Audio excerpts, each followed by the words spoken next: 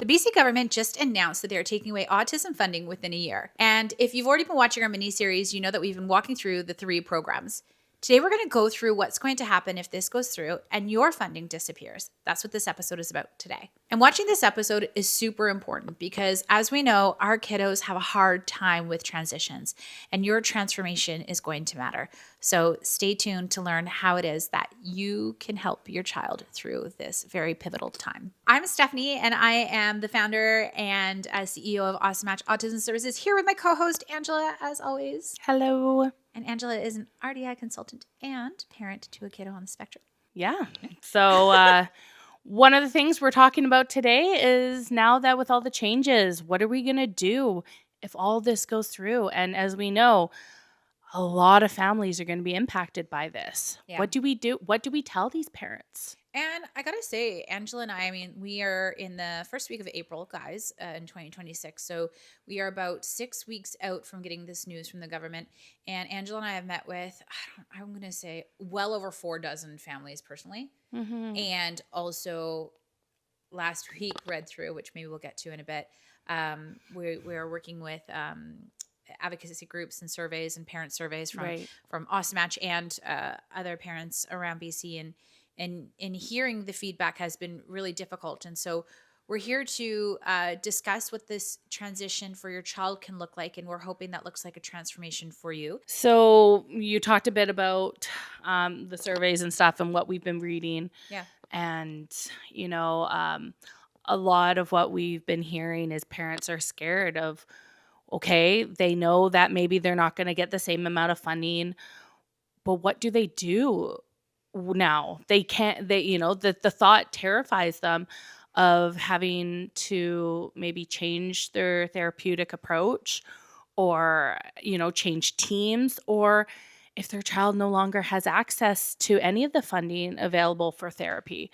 And, so we talk a lot about how you as a parent can invest in yourself. Absolutely. One of the things that we did actually last weekend, in one of the truth bombs that we dropped, was that the typical, like the average amount, if you take what the government is giving in the supplement, so they're saying, I don't have the actual facts right now, 200 and something million is going to go to the supplement, which is cash in hand to these families. Right. And the government would like to see that being a replacement for therapy, if possible, for these low-income families to use it as disposable income that way.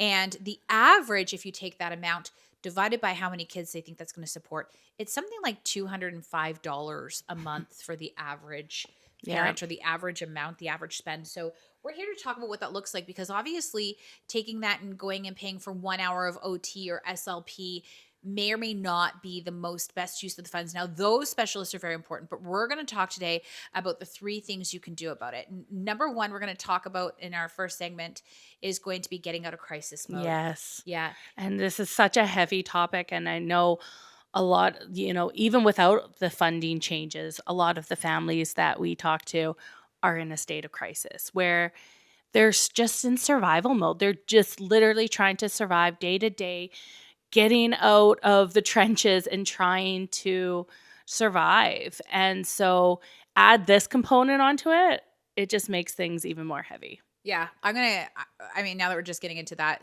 topic, I think that one of the really big moments, I think, for us was last week when we sat at the kitchen table here. We were prepping for our podcast last week. That was heavy. And Angela and I were kind of going through some parent surveys and trying to figure out how to help these families, and what statements are they allowing us to say publicly, and how can we help get the word out for these parents. And you came across one that was... Yeah, without going into too much detail about the statement, I'm concerned for a lot of parents' mental health. Yeah, guys. And this is why we're here. So getting out of crisis mode is going to be our number 1 topic here, because these parents, it's very clear that they are in crisis mode every day right now, before the funding even changes. Yeah. And these parents are feeling helpless and alone. And there's this beautiful fire that is built out of love in them, where they're like, gosh, I had to do so much just to get the funding. I had to do so much to get the diagnosis. Yeah. I had to do so much just to find the right provider. And then once I found the right provider, I had to do so much to get them to understand my specific child. And then we had to wait so long to get the assessments done and to get on the right track. Then my child had to bond with them. Like there's so much they have been through. Yeah. It's clear that they're in crisis. So we've talked about this before, and we have some pretty funny skits that we've done where it's kind of like the analogy, guys, of being on an airplane. In the airplane, you have to have an oxygen Yeah. mask, and who gets the oxygen mask You first? have to put your own on before you can help You have to put your own on your before you can help child. your Yeah. kiddo. And being out of crisis mode, it sounds easy. Like Angela and I are sitting here on this couch being like, just get out of crisis mode. Oh yeah, if it was only that All simple. I had to do was hear a podcast and I'm good to go. Right? Yeah, Yeah, no, no. it's We understand it is not an easy fix. A lot of the times families are having to really look within and see that maybe mental health is a bigger component than they thought. Maybe communication and the family dynamic. There's so many different ways that life can be contributing into the reason why you may be in a state of crisis. and like when we say crisis, we're not meaning like your house is burning down, you Yeah. lost your dog. Like we're not going deep. We're saying like getting out of crisis is like I would say like 90% of the families that we meet are kind of like in crisis. And like just think about the average day for a parent. You're trying to get your kiddo out Yeah. of the house, get them to school so that you can get to work. That in itself is like every morning is like how many reminders do you have to go to get downstairs? How many like overwhelms do you have to get through to get them out the door? I mean, like how many conversations do you have Yeah. to make sure that they ate breakfast? You're consistently on edge just trying to get through the next Yes. 5 to 10 minutes. Well, like I think about for myself, my own experience, my son's outbursts and overwhelms triggered me Yeah. and it caused me to be dysregulated. So I have myself who's completely overwhelmed, dysregulated, trying to regulate my son who's also it doesn't make sense. One of us has to be regulated. And spoiler alert, it's not your child's job to regulate you.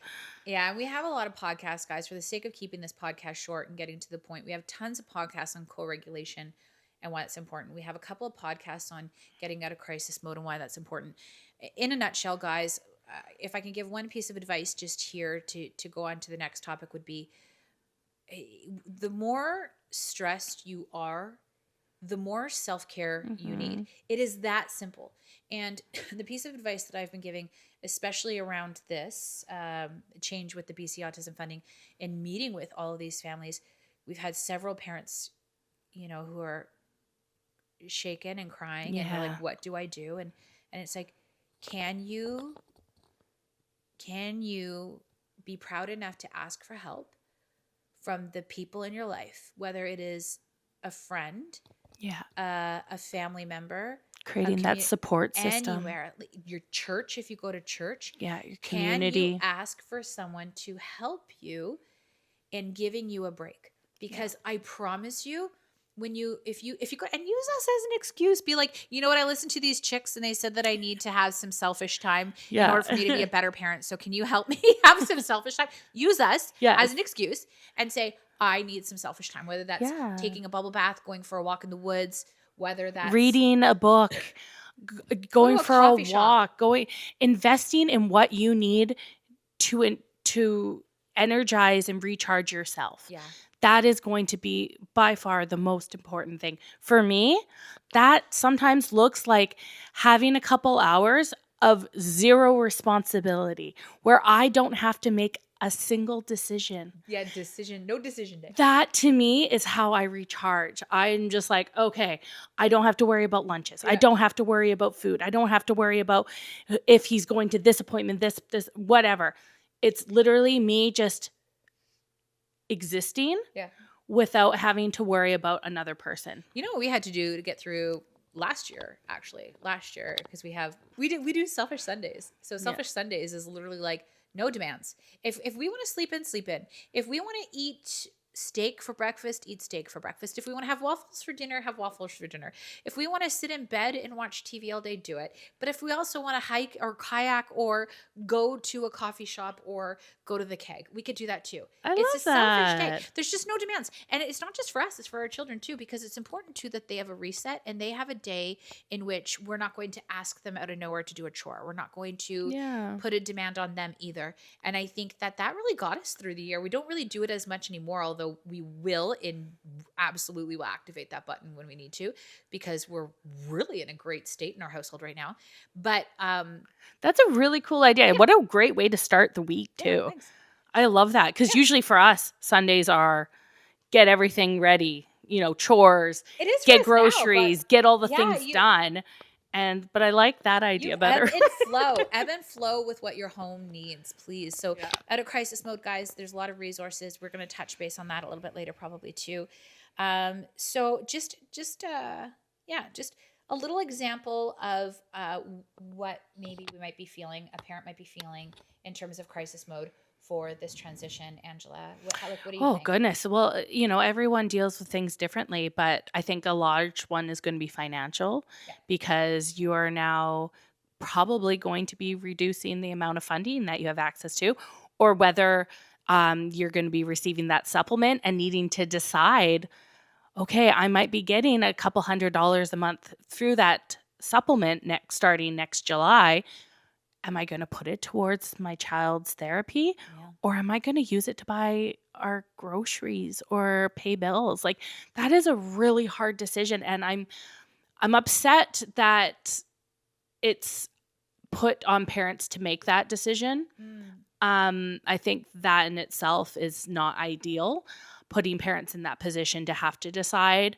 But that's a heavy, heavy load, mental load carrying, emotional load that you're carrying for your child. So if you're going to go through that, then guys, definitely if you're going to take the time to try and figure out how you're going to use your supplement, what type of therapy to choose, if you're choosing therapy, use this advice as a sample piece. The government does have a link to figure out your supplement amount that you're going to be expected to get. So go ahead and run it, but run it while you're in your favorite coffee shop with your favorite matcha or Earl Grey latte or whatever it is that you love. And write it down and have a moment with yourself that feels like it was right and you can make those decisions in a regulated state that you're proud of and you're happy doing it. So I think that let's just try and have that. Yeah. Another thing that I think the crisis mode can look like is parents really scared for what their child's future may look like because, they've worked so hard to get their child where they're at right now. And then to the fear of regression, the fear of, okay, what happens now for my child? What does this going to look like? And you know what? Validate that. You are allowed. You are a good parent. You are absolutely allowed to feel fear for your child's future. But this is why these next steps are really important because there are ways that you can invest in yourself and you can ensure that your child is going to be successful. Which brings us to our next point, our next segment, which is if not therapy, then what? Yes. Right? And so, I mean, your relationship with your child is the most important relationship your child will have, 100%. And I think that working on that relationship is the most important developmental tool that you can have. You got to learn the hacks. And I think that what that might look like for a lot of parents hearing this is if you don't choose a specific program, like for example, I have taken social media off my phone. Why have I taken social media off my phone? Because I'm human, I doom scroll. And what happens when I doom scroll, because I'm also an overachiever in life and I'm not a perfectionist, but I'm an overachiever. And so what I'll do is I'll scroll. Like, I love it. And it's feeding me. And I get an adrenaline. I'm like, yes. And I'm empowered and I'm inspired. And someone will be like, that is really healthy, Steph. You're learning the things, you're empowered and you're inspired. But like, no, I'm not. I just stockpiled 30 to-do things. Yeah, I just added 30 things to my list. I got 2 recipes I got to make today because I'll have another 2 on my list tomorrow. 3 lifestyle changes, all the things. I got to purge my cutlery drawer. I got so much. You just put more demands on yourself. And I spent 4 hours learning how to put together my 30 item checklist in one day. Like, it's ridiculous, guys. That could be the same though when we're saying, if not therapy, then what? That is the same if you're not putting yourself into a program to which you are going to learn. Yeah. I say that with love. There's so many different kinds of techniques and ways that you can support your child, but if you hear it from this space, it might contradict this. Yeah. If you do it this way and then you take this advice, it might contradict that. And we're not talking about a science experiment. It's your child. Yeah. And there are very basic fundamentals that are very important to learn, Yeah. especially in the neurodiverse world. And it's one thing to hear, because there's, tons of influencers, people out there that are trying to educate others on the same thing. Yeah. But it's one thing to be able to, hear it, understand it, but it's a completely different thing to be able to apply it in your life. I know this because when my son first got diagnosed, I was so driven that I wanted to make changes within myself. Yeah. And that's what had me sought out, Yeah. RDI. Yeah. Because I'm like, this is a parenting program that helps teach me. Why do I feel like my son should have to do all the work? He has to go through all the therapy. He has to make all these changes. Why can't I be learning this and implementing these things in our own home? And so that's where I felt very passionate about. And guys, be careful too, because a lot of these families that are losing the funding that goes directly to therapy are what we call the parents of the Ollies, is kind of Right. like what this transition has brought out for us, is this persona of Ollie. And be very careful, because we mentioned in one of our previous podcasts that the Ollies are the kiddos that are diagnosed with autism without an intellectual disability. We talked about a study that showed that 83% of these kiddos between the ages of 10 and 17 have self-harming thoughts. Yeah. And they don't talk to their parents about it.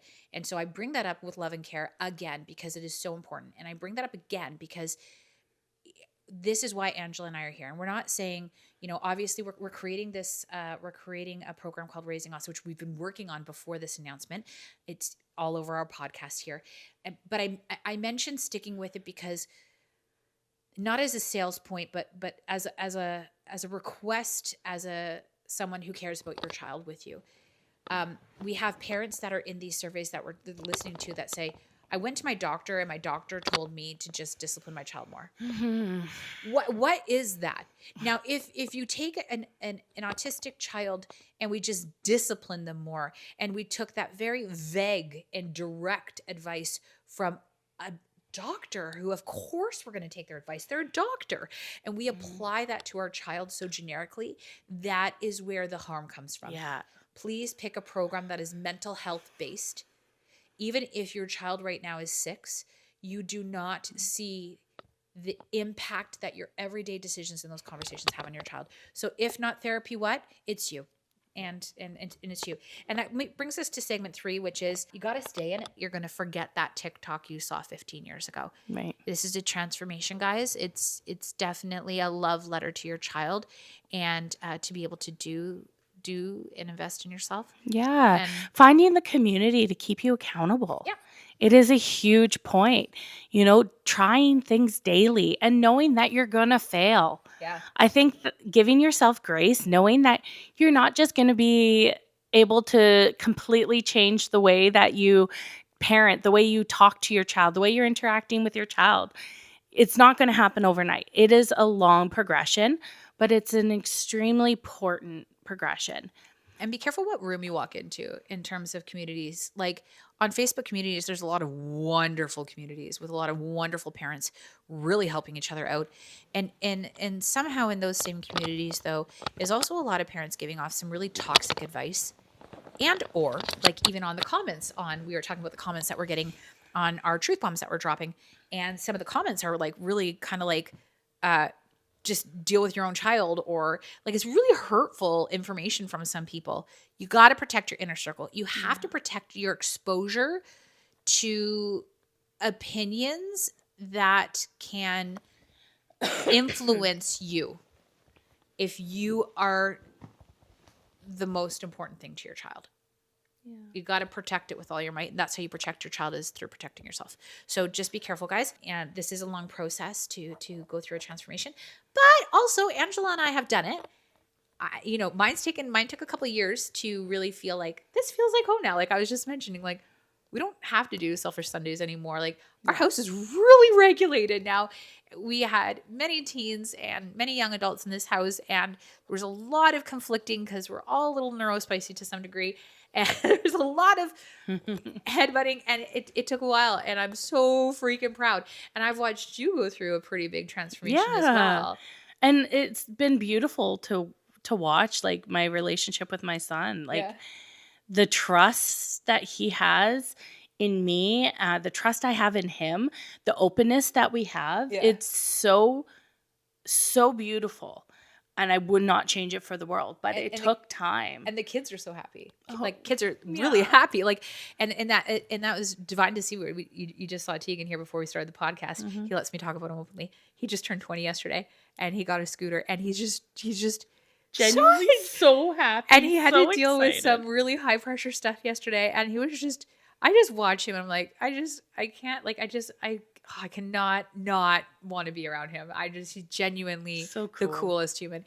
And I wish this for every parent, because I remember where we were when we first had to start learning it, and it felt overwhelming. And to think about the transformation and where we are today, Angela, like I get emotional thinking about how happy.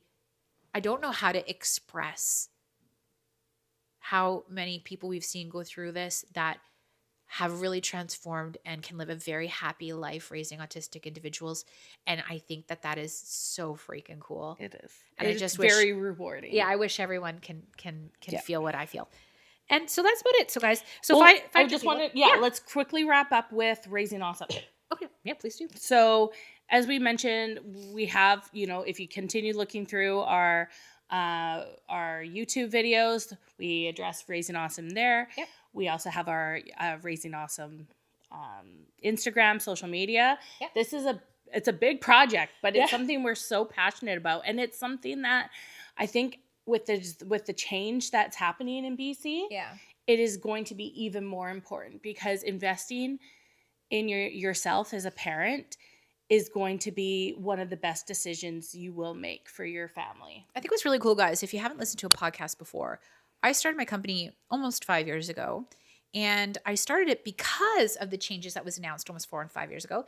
And I was like, I'm going to go through the schooling to be an RDI consultant to help these parents because they're going to lose funding.